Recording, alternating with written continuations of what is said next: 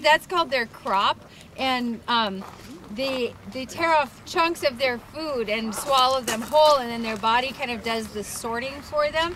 And so normally they look like that. And this one, you can see she's just got this huge amount of food in her crop. And their body kind of sorts out the nutrients, and the nutrients go on into their system, and then the stuff that they can't digest, they spit out as a pellet. I know you're right. And so these are all members of the accipiter family. Now, accipiters are a group of birds that all share the same characteristics of having short rounded wings, long skinny tails in relation to the length of their wings, and they all pursue their prey with quick bursts of speed through the forest. We refer to them as woodland hawks. They are most comfortable in the woods, and so they're pursuing their prey through areas that have lots and lots of things for them to hit. And so they're extremely maneuverable. They dodge and weave through the forest, through the gaps in the trees, using their long skinny tails as a rudder. So Hawk Ridge is known as the goshawk hotspot. There aren't very many raptor hawk watching sites in North America that you can go and just assume that you will see northern goshawks in the air or in the hand. The way that they migrate, they follow a forest in Canada that the southern edge of that forest brings them just north of here. Then when they turn south, they encounter Lake Superior and turn and follow the shoreline here. And so people come from all over the world. Thank you. People come from all over the world to see northern goshawks here. So they follow this forest right here. And as they come down here, they encounter Lake Superior and turn and then fly south and west along the shoreline. You know what's amazing? That thing has a full crop and it's still going after more. Yes, these birds are good. There's some of us who eat that way all the time. Probably. Nope, Eric should count to 3. Okay, on the count of 3. 1, 2, 3. You can even see her crop when she's flying. Wow, thank you very much. We'll get the rest of your information.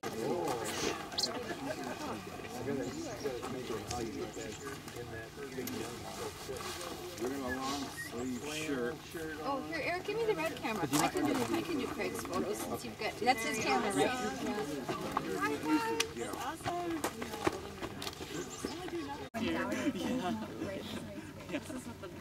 Okay, you ready? 1, 2, 3. Oh. So have it here like this, and then just put both your hands right on top of hers. Both hands on top, facing forward, tight. Here you go, and then you can control his hand here. So sorry, it's in front of people. There, and then bring it down in front of you. Down. There you go. She knows you're going to release her. Lift off soon, buddy. Are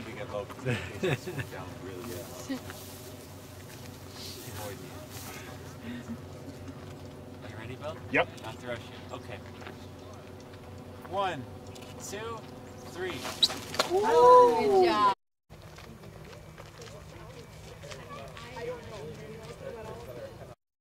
Bright white on either side of the tail. So this is a junco, and it's a dark-eyed junco, but we have the slate-colored kind of subspecies of the junco. So the first thing we're going to do is put a band on it. Great. So we have a couple little mist nets up there.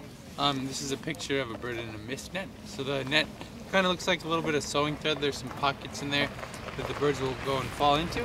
And as soon as that happens, then we're up there observing, and we'll take them out and put them in what Caitlin is holding the bird in. It's called the bander's hold. It's a really safe, gentle way to hold the birds. Come on over if you want to learn about banding songbirds. And here, she's taking a pair of special banding pliers. You can see in the picture here, there's a pin open at the same time. And there's different size holes for different size of bird's leg, because of course some birds' legs are larger than others.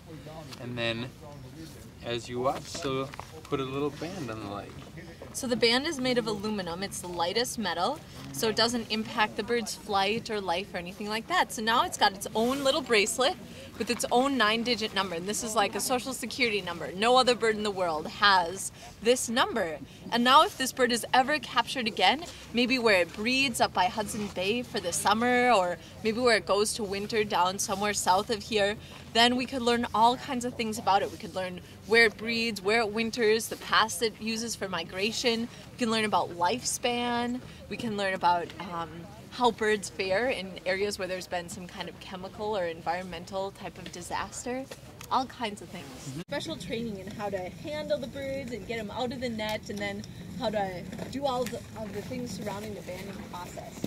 Matti is holding the bird in the bander's hold, which is a safe way to hold the bird. If you think about your fingers, you have kind of a little space in between your fingers, and then if you kind of crook your fingers like this, like the little harness that goes around you on an amusement park ride, that's kind of how we're holding the bird. There's plenty of space in there for the bird's neck, which is just wider than the toothpick, and then we use the rest of our hand to support the bird so it can't flap its wings and strain its wings in any way or anything like that.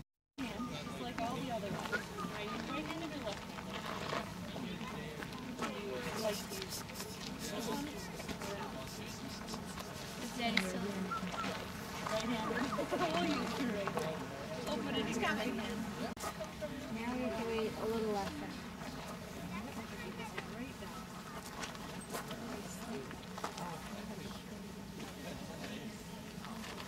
Okay, so I have just enough time to go on back there, but not go all the way through. Just go like this. Keep going.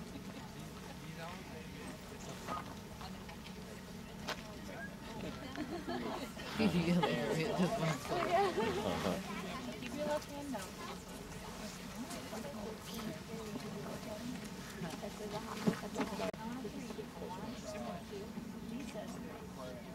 Great big proximity. Keep your left hand down. Are you ready? 1, 2, 3. Whoa! Perfect. You wanted to go down. Yeah. I'm so glad to be out of there.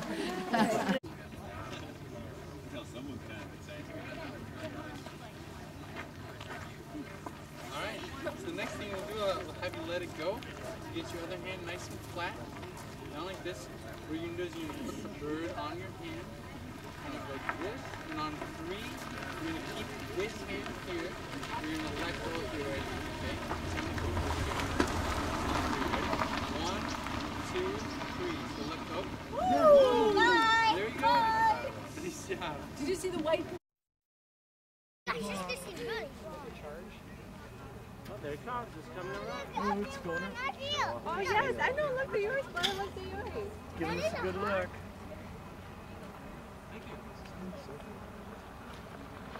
Can you see the red tail? No? You can't see the red He's tail? got a red tail, all right. Jackie, you see it? I can see him. Oh, you can't. I can see her from here. Over here it comes. Oh, it's just kind of letting us know it's here. He's catching a thermal. Eat owls. Eat owls. I'm going to explain what basically relative to the bird, and knowing that they're both rodeo. Red tails are the slightly shorter tails, whiter tails, rough-legged are narrower tails, from a great distance, rough-legged hawks can look a bit like a hairy actually, because they got that slender wing, longer tail, but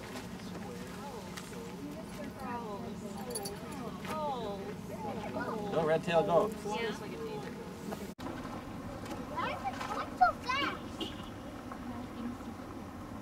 He's on a mission. He's got a date.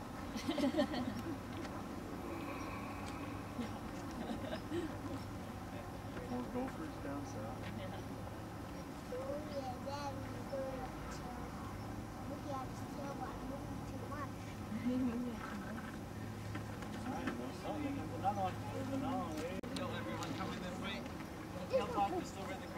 Oh yeah? Look in the sky. Another adult red tail. Beautiful red tail on that one. Yeah. Oh yeah, you can see it. Wow. You see it? Got him, Alex? Oh yeah. Nice. Cool. I got you a fierce. Fierce.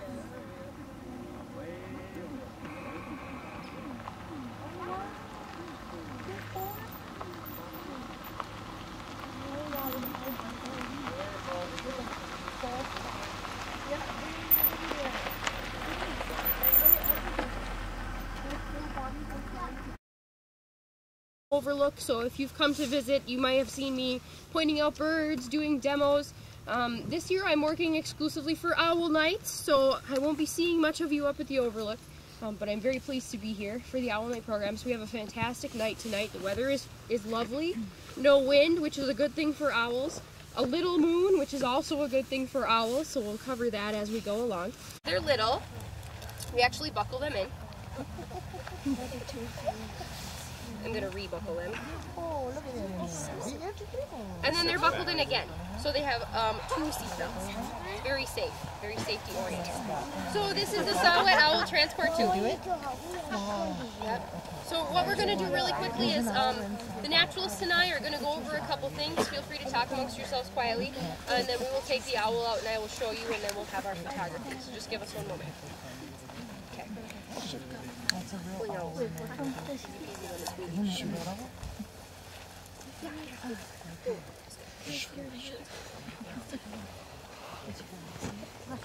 So sometimes feet are in. Are you going to out? See if you can get it. Yeah, I'll take a picture. Just get both feet. You can take a picture but no flash. Flash is close. As long as the flash is close. They're actually a bit smaller than I expected. You can take them because this is when this is up.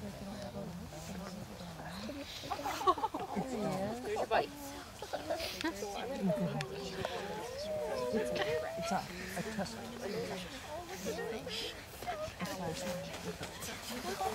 Look at him. You might hear a sound. I'm going to ask you to also try to be really quiet so we don't make too much noise and startle the owl. You might hear a sound that is like this clacking.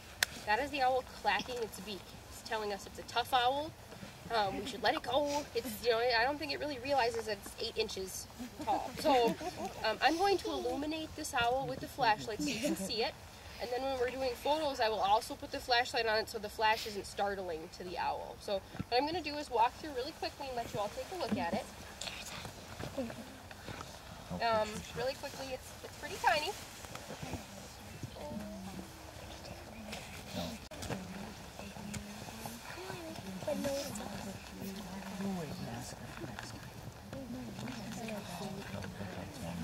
Pretty little, huh? Like warm fluff. So this is like the little owl that you saw, right? Yeah.